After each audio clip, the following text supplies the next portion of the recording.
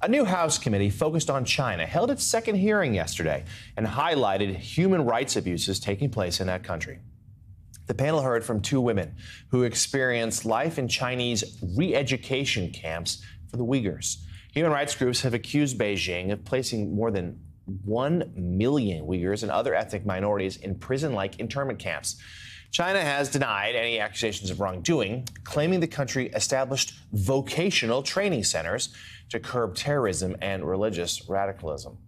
Meanwhile, the Wall Street Journal reports that Saudi Arabia and Syria are on the verge of restoring diplomatic ties by way of negotiations brokered by Russia.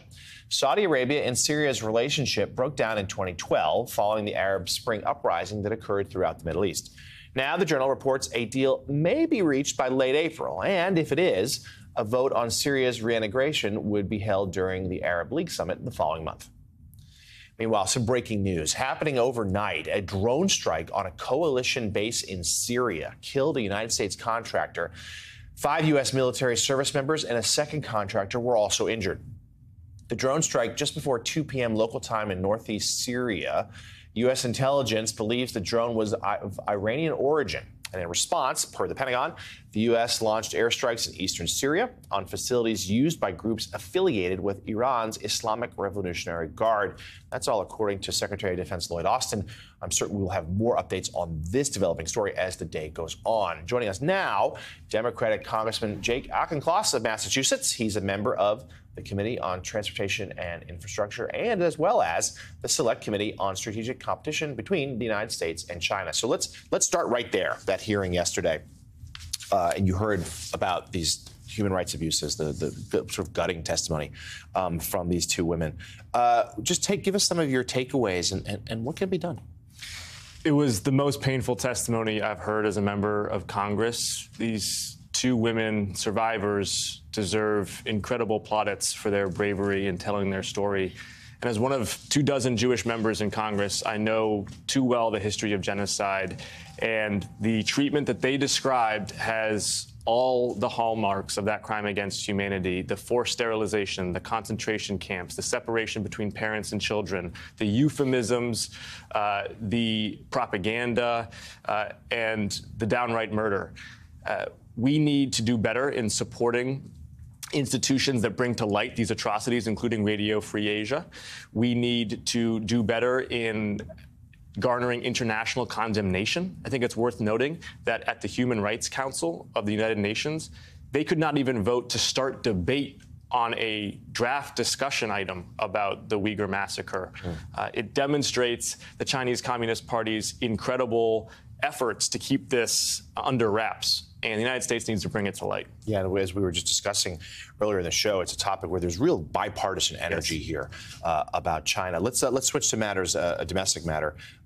We were just talking earlier about how the bank failures that we've seen recently is putting renewed scrutiny on the economy and the fundamentals of it, but also ongoing negotiations about the budget and the debt ceiling, which could be so destabilizing to the economy if the deadline's even approached. That's what so many economists say. We've seen President Biden's budget.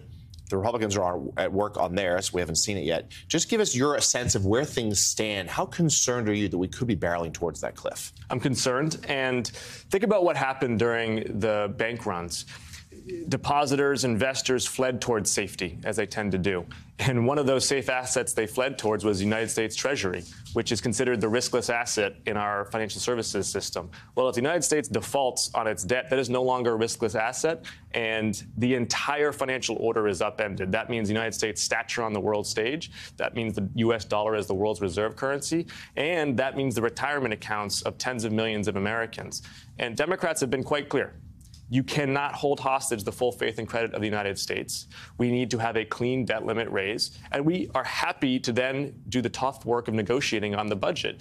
The GOP has said that they don't want to pay our bills on time, but they don't have a plan for how they actually do want to pay our bills and what bills they think are important in the first place. They have no budget and they have no plan. So real quick, are there some Republicans, though, that you think could be reached and convinced of that argument that could vote perhaps against what Speaker McCarthy wants? Yes, I mean, we're going to have to do that to get this past the House. We need Republican support to do the right thing. And do you feel like there's any movement there? I think the GOP needs to put forward its budget.